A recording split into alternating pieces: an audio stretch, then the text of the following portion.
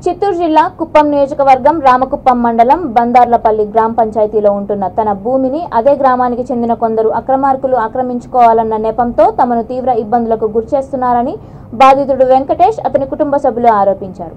బందార్లపల్లి గ్రామ పరిధిలో తమకు 1.5 ఎకరాల భూమి ఉందని, ఈ భూమిపై కన్నేసిన చంద్రకుమార్, శ్రీనివాసులు, భాస్కర్ తదితరులు అక్రమంగా ఆక్రమించేందుకు తమను తీవ్ర ఇబ్బందులకు గురిచేస్తున్నారని వాపోయారు. తమకు వంశపారపర్యంగా వస్తున్న ఈ భూమిపై 1957లో బ్యాంకు నుంచి అప్పు తీసుకొని మామిడి మొక్కలు నాటామని తెలిపారు.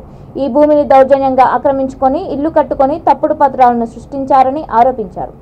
గతంలో తహసీల్దార్ విచారణ జరిపి ఈ భూమికి సంబంధించిన పత్రాలను పరీక్షించి తమకు సంబంధించినదిగా ధృవీకరించిన విషయాన్ని వారు గుర్తు చేశారు. అయినా మళ్లీ దౌర్జన్యం చేయడంతో 2017లో పోలీస్ స్టేషన్లో ఫిర్యాదు చేశామని తెలిపారు.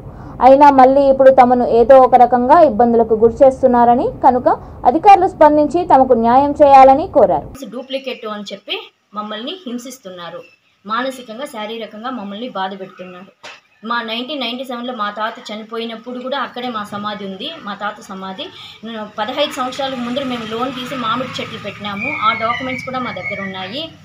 మా ఊరి ప్రజలు, గ్రామస్తులు అందరూ కూడా మాదే ల్యాండ్, ఈ భూమి అని కూడా చెప్తా ఉన్నారు. ఎంఆర్ఓ సార్ కూడా ఒకసారి వచ్చి సర్వే చేసి మాదే అని ఫైనల్ కూడా చేస్తున్నారు.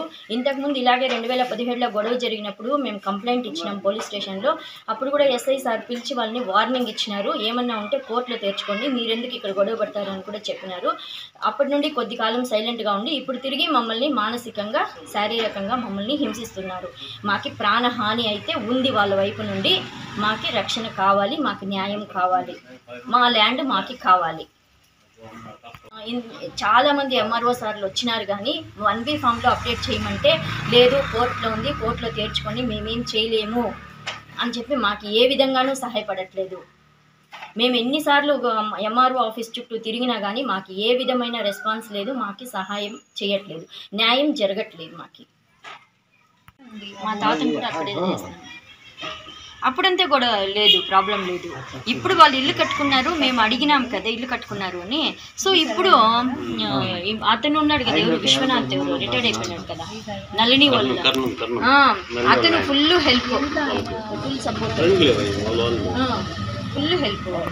మా తాతను కూడా అక్కడే చేస్తాను. అప్పుడంతే కూడా లేదు, ప్రాబ్లం లేదు. ఇప్పుడు వాళ్ళు ఇల్లు కట్టుకున్నారు, మేము అడిగినాం కదా ఇల్లు కట్టుకున్నారు అని.